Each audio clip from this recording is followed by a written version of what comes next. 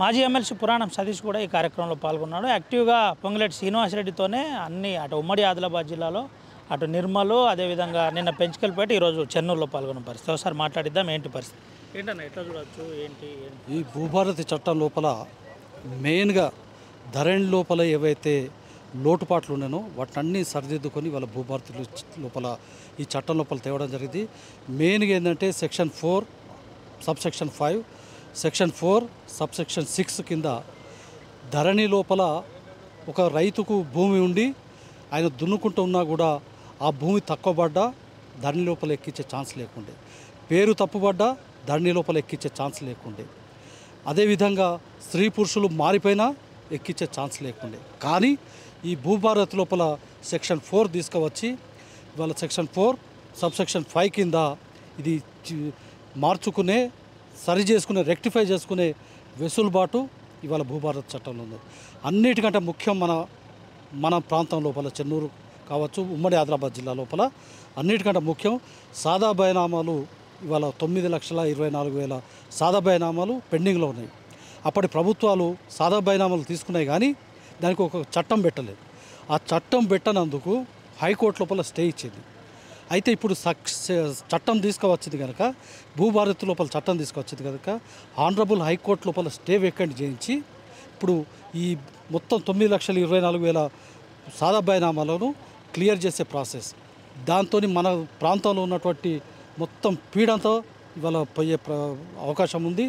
అయిన తర్వాత assign lands కూడా ఎవరైతే చేసుకుంటున్నారో వాళ్ళ అసలైన లబ్ధిదారులు అయ్యేదుంటే వాళ్ళకు కూడా ఈ భూభారతిలో పెట్టిన సెక్షన్స్ కింద అసైన్డ్ భూములను కూడా పట్టా చేయించేందుకు ఎంజాయ్మెంట్ సర్వే కూడా చేసే వెసులుబాటు ఉంది. కనుక ఈ భూభారతి చట్టం అన్నది ఇవాళ రైతుల పాలిట ఒక మంచి వరం. అదే ధరణి లోపల నేను ఎమ్మెల్సీగా టీఆర్ఎస్ ఎమ్మెల్సీగా ఉన్నప్పుడే నేను కౌన్సిల్ లోపల ఈ ధరణి చట్టం మీద రిప్లై కోసం కేసీఆర్ గారు ముఖ్యమంత్రి గారు రిప్లై కోసం కౌన్సిల్కి వచ్చినప్పుడు నేను అడిగిన ప్రశ్నలకు సమాధానం చెప్పలేని పరిస్థితులలో నేను ఆ రోజే కౌన్సిల్ లోపల చెప్పిన, సార్ ఈ ధరణి రేపొద్దున రాబోయే రోజులలో మనకు ఉరితాడవుతుంది, ఈ ధరణితోని మనకు ప్రమాదం జరుగుతుంది సార్ అని చెప్పినా అదే జరిగింది. ఇవాళ ధరణితోనే ఇవాళ బీఆర్ఎస్ ప్రభుత్వానికి బీఆర్ఎస్ పార్టీకి నష్టం జరిగింది.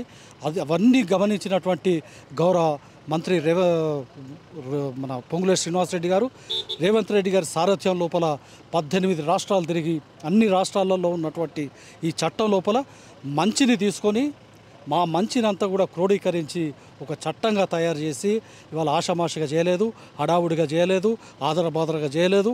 ఇవాళ చట్టాన్ని పగడ్బందీగా తయారు చేసి రైతులకు మేలు కలిగే విధంగా, రైతులను కాపాడుకునే విధంగా, రైతులకు లాభం జరిగే విధంగా ఇవాళ చట్టాన్ని తయారు చేసి ఇవాళ భూదారు కూడా తీసుకురావడం జరిగింది. ఇవాళ మనం మంచిగా 3 పూటలు తిని ఆరాంగా ఇవాళ ఇంట్లో నిద్రపోయే పరిస్థితిని ఇవాళ ఈ రేవంత్ రెడ్డి గారు రేవంత్ రెడ్డి గారు మరి అదేవిధంగా పొంగులేటి శ్రీనివాసరెడ్డి గారు కల్పించారు. రైతుల దగ్గర నుంచి కూడా మంచి రెస్పాన్స్ ఉన్నది. ఎందుకంటే ఆ రోజు రేవంత్ రెడ్డి గారు ప్రచార సభలలో ధరణి తీసి బంగాళాఖాతంలో వేస్తా అంటే చప్పట్లతో మారుమోగిన సభలు.